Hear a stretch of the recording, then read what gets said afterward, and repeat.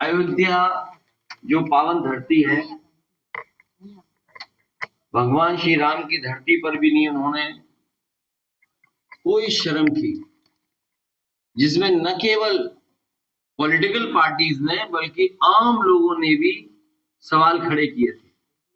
और आज भी समझने में हम लोग नाकाम है कि आखिरकार इतने मिनट में जमीन की कीमत इतनी कैसे हो सकती है।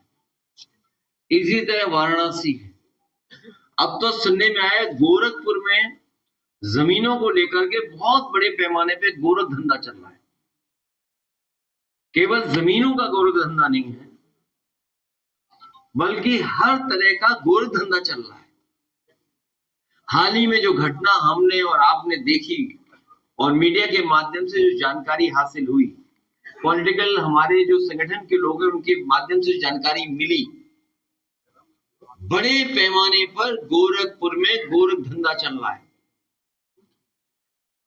जमीनों का भी है, अन्याय का भी है, उत्पीड़न का भी है।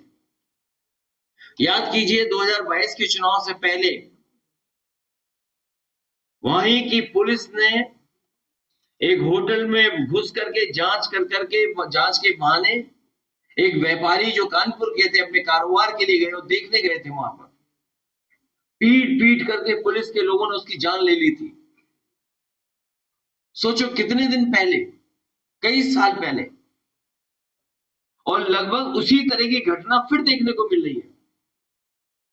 एक नौजवान जो डॉक्टर बनता, न केवल अपना भविष्य बेहतर करता बल्कि अपने परिवार का सहारा बनता, जो उसकी तस्वीर और जो वीडियो और जो जानकारी मिली है,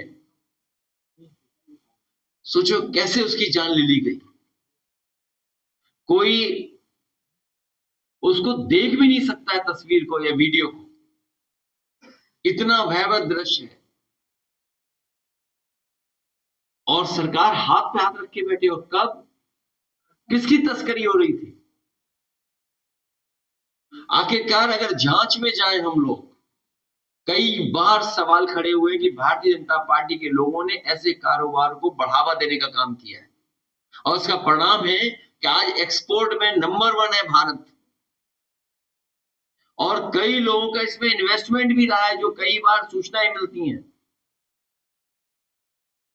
जो सोचिए लीगल इलीगल की बहस में स्लॉटर के नाम पर बोर्ड ले रहे थे, 9 साल के बाद भी वहां पर वो तो तस्करी हो रही है, और तस्करी को रोकने के उसमें एक नौजवान जो डॉक्टर बनता उसकी जान चली गई।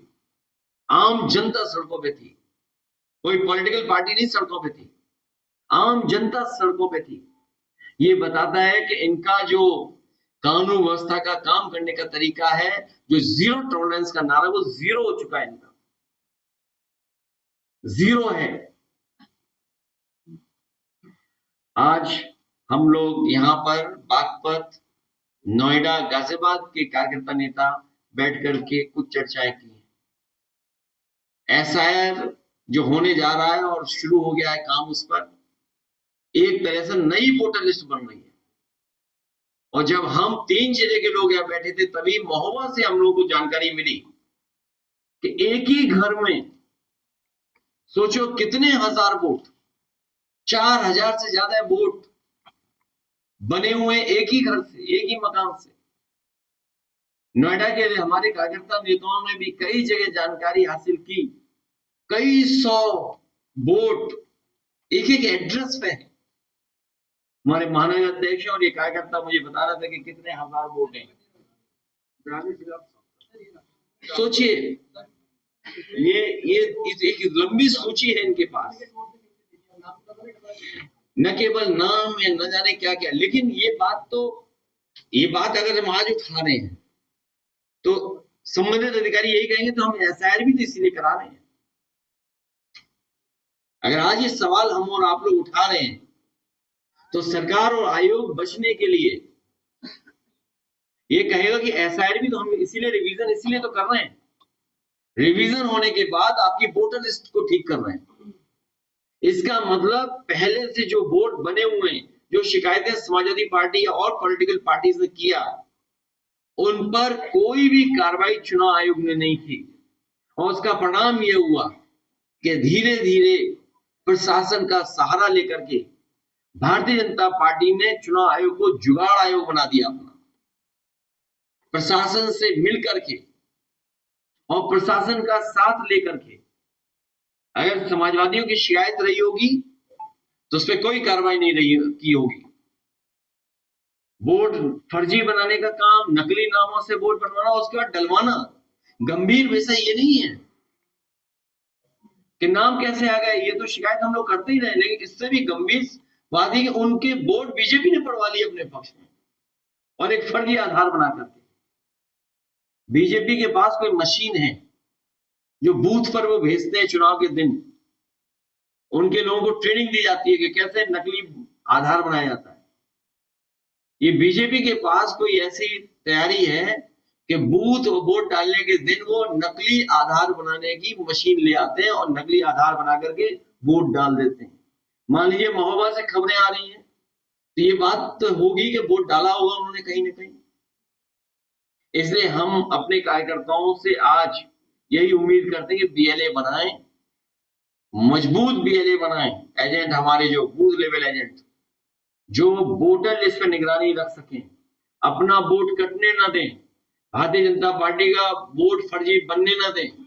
जिस तरीके से भारतीय जनता पार्टी ने पॉलिटिकल पार्टीज के और पॉलिटिकल पार्टी के वर्कर्स को काम ज्यादा मिल गया है, काम ज्यादा दे दिया है, आपको अपना वोट बनाना है, वोट कटने से बचाना है, वोट वोटर लिस्ट में जुड़वाना है, फिर पढ़वाने के लिए संघर्ष करना है वोट अपना, फिर वोट की निगरानी करनी है गिनने के लिए, फिर जो बाद में घोटाला करते हैं उसमें भी हमें बचना है।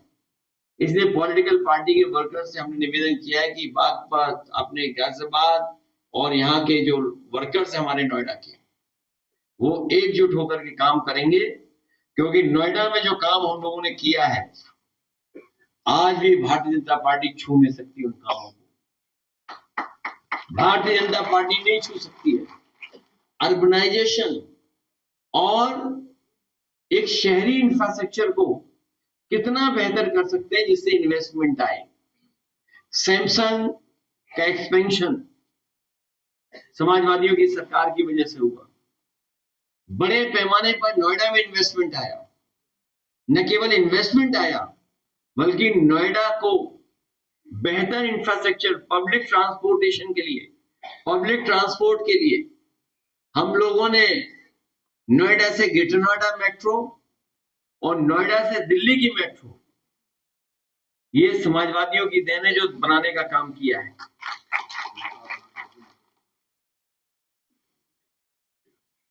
कोविड हॉस्पिटल बनाए, एलिवेटेड रोड 18 to 62 सेक्टर तक लेके गए, मल्टी लेवल पार्किंग ऐसी कहीं नहीं होगी पूरे उत्तर प्रदेश में, देश में। मैं दावा कर सकता हूं कि इतनी ऊंची मल्टी लेवल कार पार्किंग कहीं नहीं होगी जो समाजवादी सरकार में नोएडा में सेक्टर 18 में बनवाने का काम सरकार में हुआ था। जो लोग गए होंगे वो जानते होंगे कितने फ्लोर की पार्किंग है। ये अलग बात है कि पार्किंग बनाने वाला ही भारतीय जनता पार्टी में चला गया। न जाने कितने अंडरपास बनाए, नोएडा स्टेडियम बना क्रिकेट का, इंडोर फैसिलिटी भी दी स्पोर्ट्स की और आउटडोर भी स्टेडियम्स बने।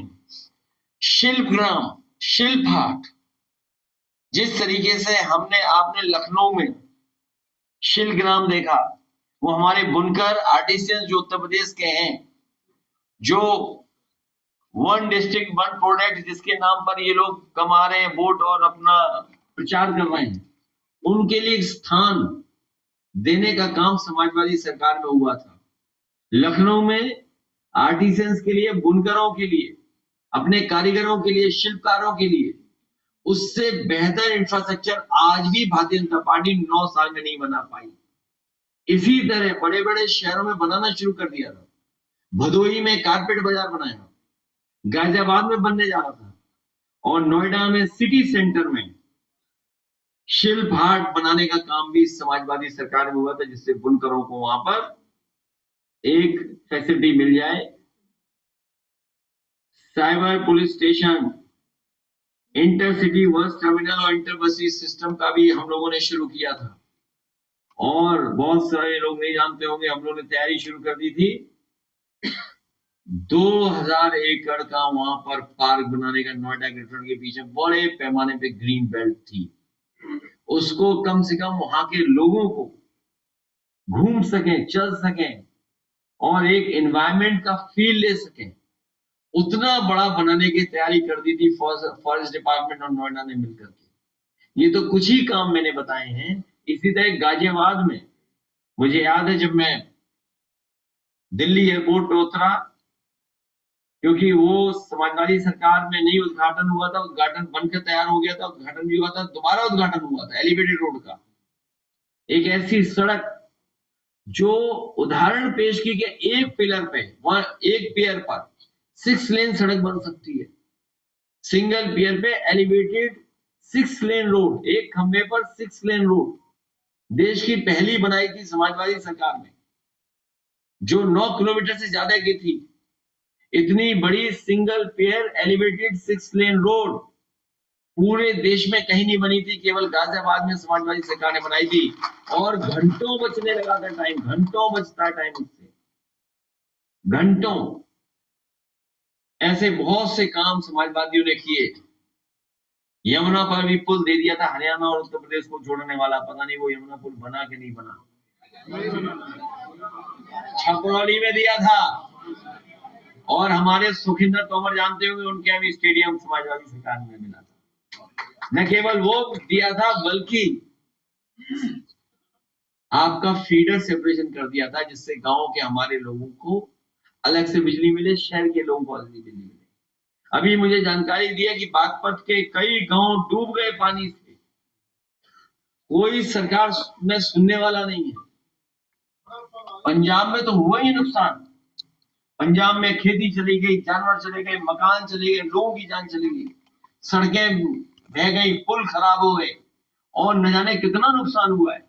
वहां की भरपाई के लिए तो हम मांग ही रहे हैं कि 100% भरपाई करें, और शुरुआती दौर में कम से कम पंजाब को 15,000 करोड़ रुपए सरकार को देना चाहिए, भारत सरकार को। भारत सरकार को पंजाब की खुशहाली के लिए, क्योंकि समय समय पर हमें लोग मिले हैं, वो अपने स्तर पे मदद कर रहे हैं। पंजाब में कई प्रतिष्ठित लोग मिले, कई पॉलिटिकल लोग मिले, कई गुरु संत मिले हमें, और हमारी पार्टी से जुड़े हुए लोग भी वहां रहते हैं।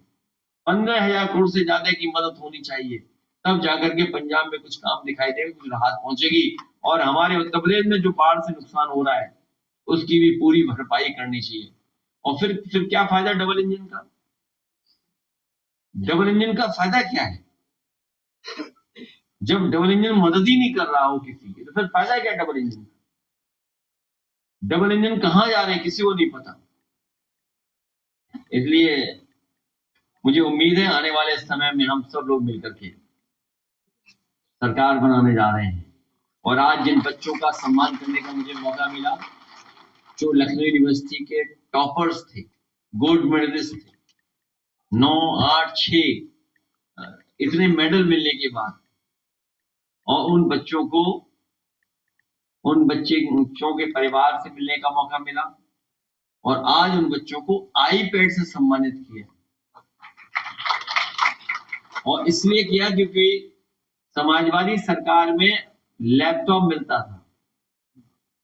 कई साथी यहाँ जानते होंगे, बैठे होंगे, कि जो समाजवादी सरकार में लैपटॉप दिया गया था, वो आज भी चल रहा है, आज भी खराब नहीं हुआ है। दुनिया के बेहतरीन टैबलेट, आईपैड, किसी ब्रांड का प्रचार नहीं कर रहा हूं, लेकिन वो बेहतर है तो इसलिए मैं दे रहा हूं। इसी तरह का दुनिया का सबसे अच्छा समाजवादी सरकार बनने पर आईपैड, या उससे आईपैड प्रचार फिर नहीं कर रहा हूं, टैबलेट देने का काम समाजवादी सरकार में होगा। न केवल टैबलेट अच्छा दिया जाएगा, लैपटॉप भी दिया जाएगा, और कन्या विद्या धन भी देने का काम बेटियों को होगा, जिससे आगे पढ़ाई कर सकें। और नई पढ़ाई के लिए नया इंफ्रास्ट्रक्चर बनाना पड़ेगा। भारतीय जनता पार्टी में तो बिना पढ़े लिखे लोग हैं, सब बिना पढ़े लोग हैं, कई बड़ी संख्या में।